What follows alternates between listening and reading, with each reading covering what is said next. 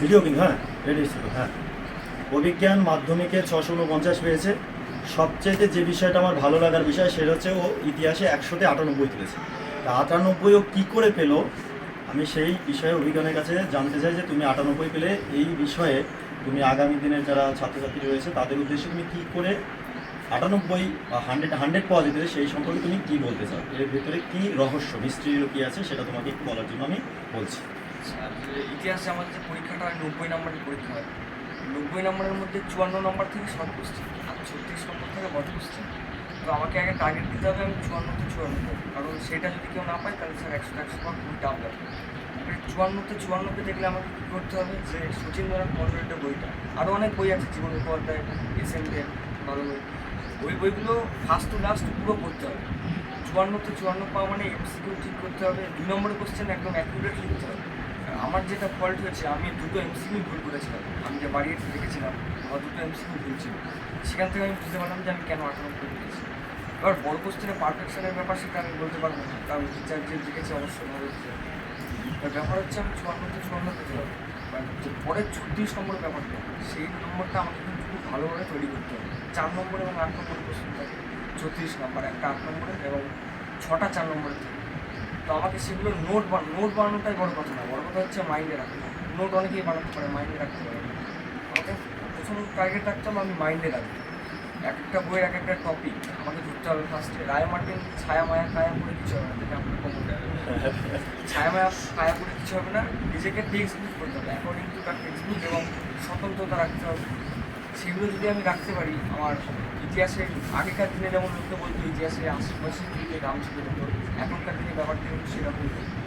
এবার ইতিহাসে 98 পাওয়াটা কোনো ব্যাপার নয়, আমাকে খুব ভালোভাবে পড়াশোনা করতে হবে, ফার্স্ট টু লাস্ট করতে হবে, কোনো এমসিকিউ বাদ দেওয়া চলবে না। আমাদের যে সহায়িকা টয়িকা আছে বা সাজেশন কিন্তু অবশ্যই করতে হবে, কারণ সাজেশন ছাড়া ভালো সাজেশন লাগবে, সাজেশন তো আমাকে করতে হবে। এবার এমসিকিউর কোনো সাজেশন হয় না, এমসিকিউ টেক্সট বুকই মেন বিষয়।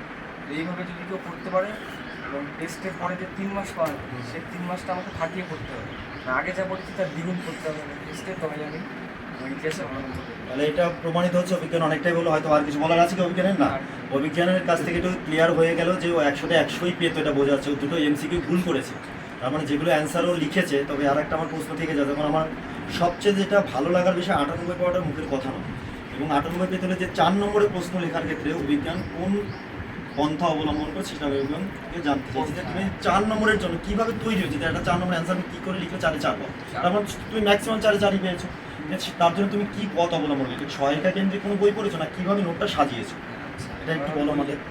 আমি যার কাছে আমার ঢালি স্যার আমার পাশে দাঁড়িয়ে আছে, আমি রয়েছি, আমাকে রহড়া রামকৃষ্ণ মিশনের একজন ছাত্র রৌনক বলে দিয়েছে। হ্যাঁ, রৌনক সরকারও বর্তমানে আমার ডাক্তার হয়ে গেছে। রৌনক সরকারের যে খাতাটা আমাকে স্যার দেখিয়েছে, অসাধারণভাবে শর্ট নোট বানাতো। আমি পুরো ভিজিয়ে লিখে গেলাম, এক পাতা করে, কোনো টেকনিক অবলম্বন করবো না, সেভাবে 4-এ 4 হবে। আমাকে একটা লাইনকে শর্টে বানাতে হবে, আমার টাইম সেভ হবে, টু দ্য পয়েন্ট অ্যান্সার হবে, টিচারের দেখতে সুবিধা হবে। আর যেটা মোস্ট ইম্পর্টেন্ট বিষয় সেটা কালি চেঞ্জ। আমি যদি পয়েন্ট নীল কালিতে করি তাহলে আমাকে ভিতরে বিষয়বস্তু লিখতে হবে কালো কালিতে, পয়েন্ট কালোতে করি ভিতরে লিখতে হবে নীল কালিতে। এইভাবে আমাকে টাইমিংটা হচ্ছে মেন। 4 নম্বরের কোশ্চেন ক্ষেত্রে 10 থেকে 12 মিনিট হচ্ছে ম্যাক্সিমাম। 10 থেকে 12 মিনিটে কিন্তু 4 নম্বরের প্রশ্ন তো শেষ করবে, এটা 8 নম্বরের প্রশ্ন 8 নম্বরের প্রশ্নে 8 ঘন্টা লাগবে, মানে 4 নম্বর 10 মিনিট মানে 8 নম্বর 16 মিনিট হলে কিন্তু এক্সট্রা হবে না। আমাকে 8 ঘন্টা কিন্তু 8 নম্বরের জন্য রাখতে হবে। এবং আমার যে 54 নম্বর তুলে ফেললাম, তারপরে যদি কেউ 4 নম্বর ধরে তাহলে সে কখনো ইতিহাস প্রশ্ন শেষ করতে পারবে না। 2 নম্বরের কোশ্চেন শেষ করার পরে আমাকে 8 নম্বরের কোশ্চেনটা ধরতে হবে। 8 নম্বরের কোশ্চেন আমি লিখে ফেললাম, তারপরে আমার টাইম থাকবে 1 ঘন্টা। 1 ঘন্টার মধ্যে আমাকে 6টা কোশ্চেন লিখতে হবে, যদি 12 মিনিট লিখি 72 হয়, আরও কমিয়ে আনতে হবে, 10 মিনিটে লিখতে হবে। এইভাবে পরীক্ষার শেষ ঘন্টার মধ্যে আমাকে লিখে যেতে হবে, যতটা জানি ততটা লিখে আসতে হবে। এবার কোনো কিছু বাদ দেওয়া যাবে না, কারণ মাধ্যমিক হচ্ছে এমন একটা পরীক্ষা, যদি কেউ কিছুটা অঞ্চল লিখে আসে এক টিচার একটু নাম্বার দিতে ঠিক আছে। মোটামুটি যা বলে দিল টিপস আশা করি সবাই বুঝতে পেরেছো। আর বিশেষ কিছু বলা নেই, অভিজ্ঞানকে অভিনন্দন জানাচ্ছি, সবাই ওকে হাততালি দিয়ে উৎসাহিত করে আগামী ভালো হয় এই বলে আর আমি আমার সংক্ষিপ্ত বক্তব্য শেষ করছি। অভিজ্ঞান যা টিপ দিল এটা আগামী দিনে মাধ্যমিকের জন্য যথেষ্ট কার্যকরী হবে বলে আমি বিশ্বাস রাখি।